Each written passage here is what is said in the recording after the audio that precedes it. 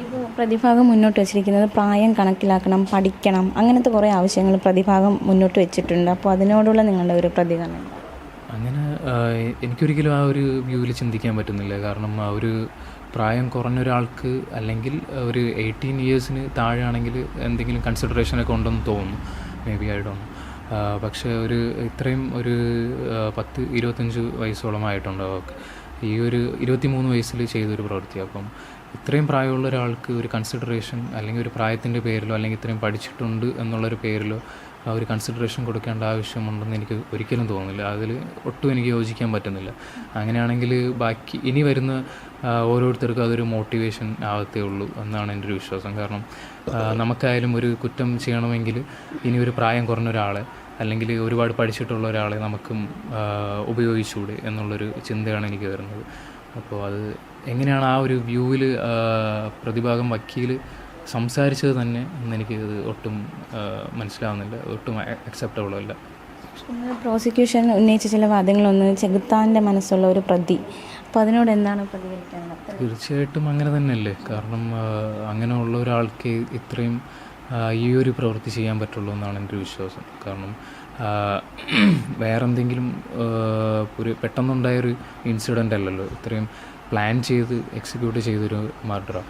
അപ്പോൾ അത് അത്രയും നാളത്തെ ഒരു പ്ലാനിങ്ങും എല്ലാം ചെയ്തിട്ടാണ് അവൾ ഈ ഒരു പ്രവൃത്തി ചെയ്തത്. അപ്പോൾ അതിൽ ഞങ്ങൾ അത് സാർ പറഞ്ഞത് തന്നെയാണ്, 100% സാർ പറഞ്ഞത് തന്നെയാണ് ശരി. നിങ്ങൾ ഈ പ്രണയത്തെ എതിർത്തിരുന്നോ എപ്പോഴെങ്കിലും? ഇല്ല, ശരിക്കും വീട്ടിലാരും അങ്ങനെ എതിർത്തിട്ടില്ല. തുടക്കം മുതലേ അറിയായിരുന്നു, ഞങ്ങൾക്കും അറിയായിരുന്നു, വീട്ടിലെല്ലാവർക്കും അറിയായിരുന്നു. അപ്പോൾ ഞങ്ങളങ്ങനെ എതിർത്തിട്ടില്ല. അവൻ്റെ ഒരു ഹാപ്പിനെസ് അത് തന്നെയായിരുന്നു ആഗ്രഹിച്ചിരുന്നത്. അവസാന നിമിഷം വരെയും ഷാരോൺ ഈ ഗ്രീഷ്മയെ ഹൈഡ് ചെയ്തു, അതായത് സംരക്ഷിച്ചിരുന്നു അല്ലേ? അപ്പോൾ അതെ അതാണ് ഞാൻ പറഞ്ഞത്. അത്രയും സ്നേഹമായിരുന്നു അവന്, അത്രയും ഇഷ്ടമായിരുന്നു. അതുകൊണ്ട് തന്നെയാണ് അവൻ അവസാനം വരെയും പറയാതെ മാക്സിമം അവന് പറ്റുന്ന അത്രയും ഹൈഡ് ചെയ്തു. പിന്നെ അവന് മനസ്സിലായപ്പോഴാണ്, അതായത് അവന് മരിക്കുമെന്നുള്ള ഒരു ബോധം അവന് വന്നപ്പോഴാണ്, അതിൻ്റെ ഒരു 2-3 ഡേയ്സ് മുമ്പെയാണ് പപ്പയെടുത്ത് രാവിലെ പപ്പ ക്ലീനാക്കാൻ പോയപ്പോഴത്തേക്ക് എല്ലാം പറഞ്ഞത്. അപ്പോൾ അതിനുശേഷമാണ് ഞാൻ അവളെ ഫോൺ വിളിച്ചിട്ട് ബാക്കി കാര്യങ്ങളൊക്കെ ചോദിച്ചത്. അപ്പോൾ അതുവരെ അവൻ മാക്സിമം പറയാണ്ട് തന്നെയായിരുന്നു ഇരുന്നത്.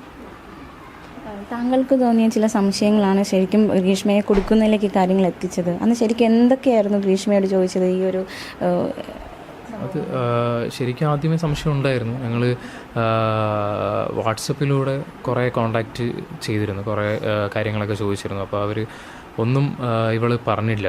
അതായത് എല്ലാം മുഴുവൻ കള്ളം പറഞ്ഞുകൊണ്ടിരിക്കുക മാത്രമല്ല, ഓരോ കാര്യങ്ങൾ പറഞ്ഞ് മിസ്ലീഡ് ചെയ്തുകൊണ്ടിരിക്കുകയായിരുന്നു. അപ്പോൾ അത് കൂടാതെ അതിന് ശേഷം ഈ പപ്പയെടുത്ത് പറഞ്ഞതിന് ശേഷം ഞാൻ ഫോൺ വിളിക്കുന്നത്. ഫോൺ വിളിച്ചിട്ട് ഞങ്ങൾക്ക് കാര്യങ്ങളെല്ലാം അറിയായിരുന്നു, ഷാരോൺ എല്ലാം പറഞ്ഞു. പക്ഷേ മാക്സിമം അവൾക്ക് മനസ്സിലാവാത്ത രീതിയിൽ ഞാൻ സംസാരിച്ചിട്ട് മാക്സിമം ഡീറ്റെയിൽസ് കളക്ട് ചെയ്ത് വച്ചിട്ടുണ്ടായിരുന്നു. അങ്ങനെ അതെല്ലാം തെളിവിലേക്ക് കൊടുത്തിട്ടുണ്ട് കോടതി. എന്തായാലും മാതൃകാപരമായിട്ടുള്ള ശിക്ഷ നൽകണമെന്ന് തന്നെയാണ് കുടുംബത്തിന്. അതെ, ഇത് എല്ലാവർക്കും ഒരു മാതൃകയാവണം. ഇപ്പോൾ ലോകം മുഴുവൻ അറിഞ്ഞൊരു കേസാണ്. അപ്പോൾ എല്ലാവരും ഈ ഒരു ശിക്ഷ കിട്ടുമ്പോഴത്തേക്കും എല്ലാവർക്കും അതൊരു മാതൃകയാണ്. ഇനി ആരും ഇത് ചെയ്യാൻ വേണ്ടി